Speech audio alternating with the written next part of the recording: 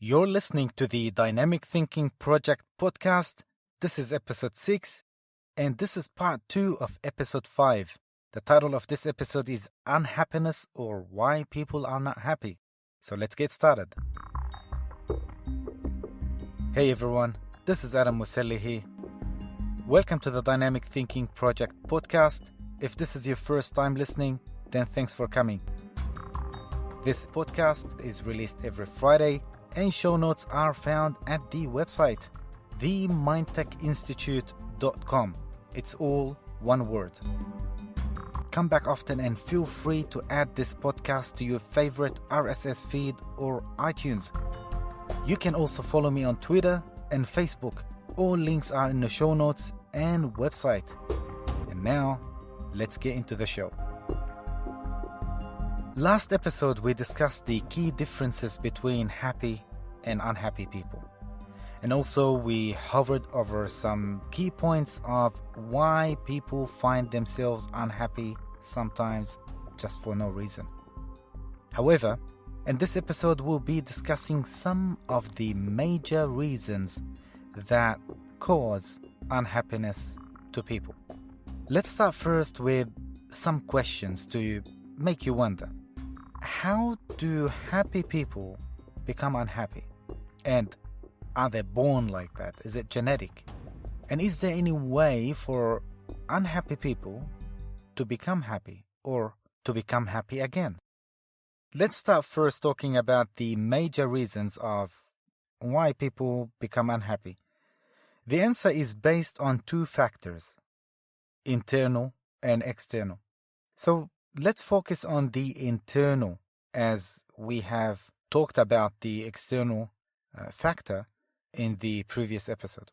So if you haven't listened to that episode yet, I think it's a better idea to go listen to it and come back to listen to part 2, which is this episode.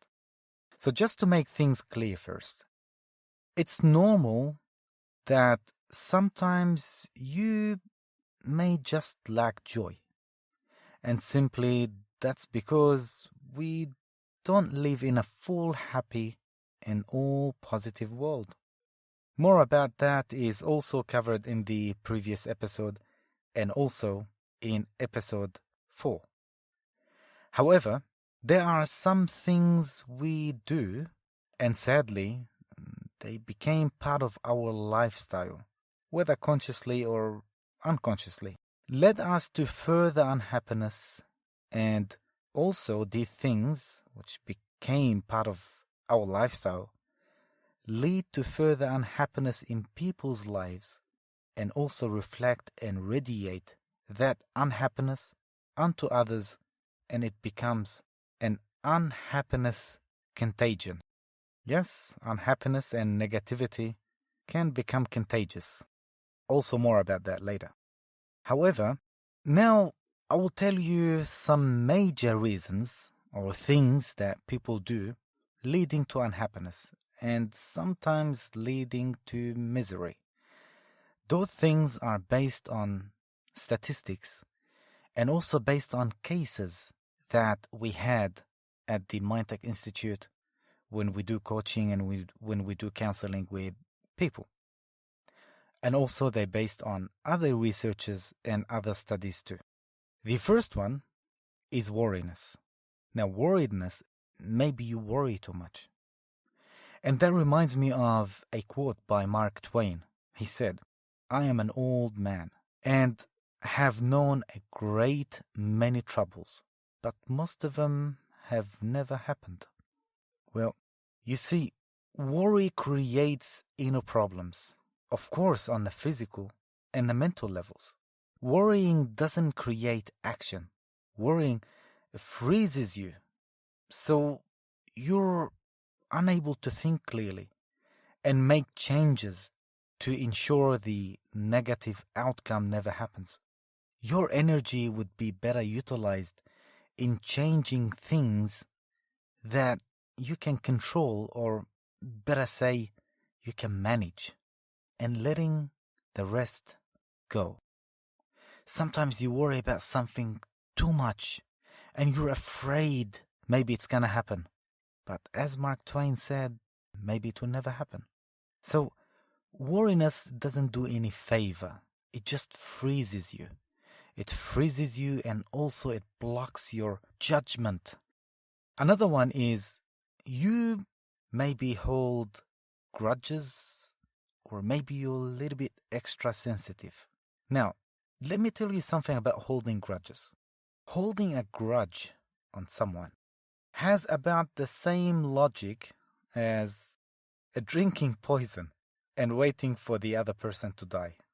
Well, excuse me for this awful analogy, an awful example, but if you think about it realistically and logically, it is the same.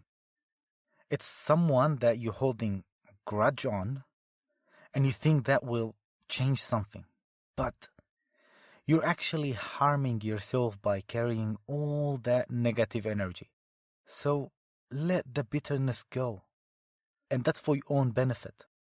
The person who criticized you is probably having a great time without giving you a second thought, while you waste your whole life, or maybe some years of your life, sending them death rays with your mind. But that will never lead anywhere. Another one is you believe everyone should play by your rules. Now, I'm sorry to burst your bubble with my realist outlook to life, but if you expect the world to be fair with you because you're a fair person and you're a good person to everyone and you like everyone to be like that, well, you're fooling yourself. That's like expecting a lion not to eat you because you didn't eat the lion. You see, the world doesn't live by your rule book. And the sooner you accept this, the happier you will be. No one else got your instruction book about the way things should be done, about how they should treat you, or how to live their lives by your standards and beliefs. People often get angry because someone violates their deeply held ideals, yet trying to do an impossible task, getting everyone to live by your idea of perfection, is bounded to create a lot of frustrations. So simply take people as they are and appreciate them with their own viewpoints instead of feeling irritated by them, for example, or frustrated by them. Maybe you can change yourself, but it's a very naive idea to think you can change the whole world. And I always tell our students, and I always say that in the seminars, try to change yourself and surroundings before you jump the big leap to try to change the world. Always try with yourself first. Another one is you compare yourself to others. Think of it this way. This one has two faces. Let me start first with if you are the offender. Now, saying someone is ugly or a loser or a failure or any label doesn't make you any better if you are the offender. Now, the second side of this, or the second face of this, if you are the person who compares himself or herself to others, this is also very important, especially for teenagers who goes into depression because they compare themselves to others. You see, most people play the internal comparison game. Usually, they scrutinize only one small area of that person's life and see where they match up. For example, I may compare myself to, let's say, Anthony Joshua, the current world boxing champion, and determine he is a better boxer than me. Well, We aren't even in the same stratosphere by far. However, this is only a small area of life. Who knows? Maybe I can swim or ride a horse or sing better than him. Looking at only a small fraction of a whole person and ranking that part against yourself is a pointless activity. You are so much more than this one piece of your life that you have under the microscope at the moment. This habit will only create discontent in your life. If you simply can't stop measuring things, take an inward comparison. Dive instead. Are you a better person than you were yesterday? That's what you should ask yourself. Not comparing yourself to someone maybe unrelated, something totally different than your lifestyle or the way how you live or your standards and your values. Even if someone does exactly the same as you do, doesn't mean that person is better than you. Maybe he's better than you in one area of life, but not in everything. Another one, you chose to be happy only when all of your dreams come true. Well, what can I tell you? I've heard that many times. If I only get that $1 million, I will be the happiest person. Happiness is not determined by what's happening around you, but rather what's happening inside you. Most people depend on others to gain happiness, but the truth is, it always comes from within. Happiness always comes from within. You see, having big goals are great, but when you tie your happiness to future success, that may or may not happen. You never find joy in the life you live today. Find things that thrill you today and let tomorrow surprise you. Unless you have a life plan and a lifestyle that you're dedicated to become a multimillionaire, that's a different story. But don't tie your happiness to your future success, because our goals, they always change. Our priorities in life always change. Another reason you might not feel happy or causes you unhappiness is you haven't discovered your purpose. And by all means, I'm not saying it's an easy thing. I mean, we have courses and lots of seminars leading people to find their potentials and their purpose in life. But I can tell you this. Trying to be someone else is a waste of the person you are. Let me say that again. Trying to be someone else is a waste of the person you are. So many people have subscribed to this lie that their life purpose is to make it to the weekend. Yes. No wonder there are so many miserable routine workers in the world with a routine job they hate to do or hate to be at. So instead of just existing, find a way to start living. Find your passion and purpose and pursue them. Your normal and routine mundane life may turn inside out and in your favor. You see, discovering your path in this story is one of the best pieces in life's adventure. Not just for you, but for others too.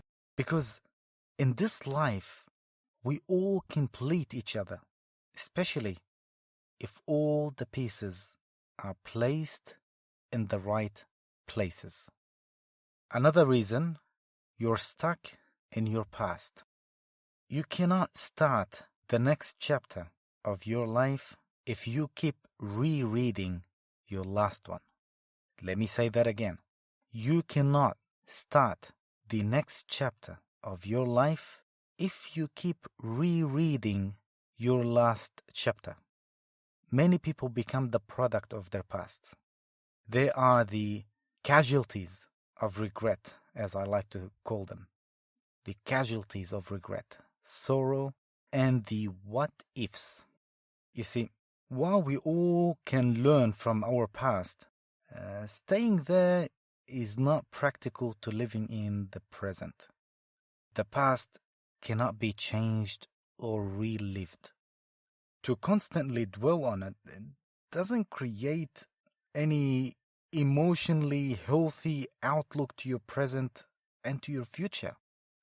If you have studied hypnotherapy with us, you would know exactly what I'm talking about, especially when we deal with clients who they dwell in their pasts, and especially when we do regressions. Regression is when we take someone back in their past to fix a problem, and you will be surprised how many people they are stuck in their past. Let me give you a small analogy. Let's imagine the past is a bag full of stuff, and you keep dragging that bag with you over and over again all the way to your present and to your future. That bag is so heavy, and it's gonna make you slower in life. It's gonna make you tired, always tired. So in cases of regression, what we do, we go back to the past, we fix what we have to fix, and we disconnect it. We only keep the experiences. Why? Because it's unhealthy to carry all the past baggages, especially negative baggages, into your present and your future. It's going to infect everywhere. It's going to infect everything. Another reason, you're unhealthy. Healthy eating, stress reduction, and sleeping all impact how much happiness you feel. Emotions are linked to many physical properties in your body. The mind-body connection is very real. And often just adding exercise, extra sleep, or a healthier diet can improve your mood immediately. As a matter of fact, I have published an over 300 scientific book explaining in details about the connection of food to our health, psychology, and well-being. The book is called The Day We Gave Up Health, and you can find it on Amazon and on our website, themindtechinstitute.com, and also many other major bookstores and places. Another reason of unhappiness is you seek validation and others' approval. You see, you have to learn to love yourself first instead of loving the idea of other people loving you. If you keep looking for others to determine your own worth, you'll be disappointed. No person except you should have the power to determine your happiness or value. You should be the one who put the price tag on how much you're worth. And of course, I don't mean that in the literal sense, but think of it this way. Let's say, for example, if you're selling your car and a buyer comes to you and asks you how much you're selling it, how much you're selling your car. Now imagine if you tell the buyer, the person who's coming to buy your car, well, to be honest, I'm not sure. How much would you pay? Well, let me tell you, and I assure you, you'll be disappointed. Because if you don't put value on your car, don't expect that person to put the value that you're expecting your car to worth. So, if you don't put value on you, people will disappoint you with the value they give you. And it's not because you're not worthy or you don't worth much, of course not in the literal sense, but because people are bad judges. Another reason is you chase the wrong things, and I have seen this a lot. When you stop chasing the wrong things, you give the right things a chance to catch up. Sometimes when we get confused about what really is important for us, do a deep dive inside to discover what you value most. Then don't waste your life chasing the things that don't really matter to you. Another reason, you're afraid of yourself. As strange as it sounds, many people are afraid of being themselves and don't trust their own instincts. Learning to put faith in your own decisions and life course will create a much more satisfying journey than constantly doubting yourself. If this has rang the bell to you in any way, I highly recommend you take our NLP practitioner training course. And now it's totally available online and through our phone app. Another big reason for being unhappy is because you don't take risks. Yes. And as T.S. Eliot said, only those who risk going too far can possibly find out how far they can go. Many people don't push their life to the limits. If you're feeling a bit unchallenged or unchanged, maybe it's time to revisit some risks and push yourself a bit farther. You may find yourself exploring uncharted territories while your friends kick back into the easy and familiar life. The excitement of getting over your previous limits create an enticing experience. Once again, this is also part of our NLP training. Another reason, you play the victim card, and I also see this in our work a lot. It's hard to be happy when the world is conspiring against you. People who take on the role of victim are never happy. This is because they don't have any control. They believe that their unhappiness has been caused by an external factor, and it can only be taken away by the external factor or by the same external factor. They live in the miserable land of if only. They always say, if only like this, I would be like this. Or if only like that, I would be like that. If you live the life as a victim, you also believe the lie that you have no power to change it. That's not a way to embrace meaningful existence. Instead, change your faulty belief systems and empower yourself to take responsibility for your actions and the corresponding reactions you encounter. Never give your power away to someone else. And I once again may sound like a broken record, but this is also part of the NLP training. It's just because our NLP training really reform someone's life and includes lots of knowledge and techniques to change a person's life. And lastly, and most importantly, is conformity. Conformity is when you keep up with the Joneses, when you do whatever others are doing, when you believe what others believe, not because they are right, but because everyone else is doing it or is believing. The biggest destroyer of societies is when they start conforming. They start to lose their identity and they become just like the rest of the herd. They follow on autopilot. If there is a new trend, everyone buys it. And if you don't, you'll start feeling as an outcast or have fell behind. And then you start to feel unhappy because you feel different. The conformity subject is a very long subject, and I'm going to do a whole episode about it. But for now, have your own opinion and your own life. Otherwise, you will not be you. And the world needs you because everyone else is taken. The world needs you. Now, happiness, regardless what might oppose it, It must come from within.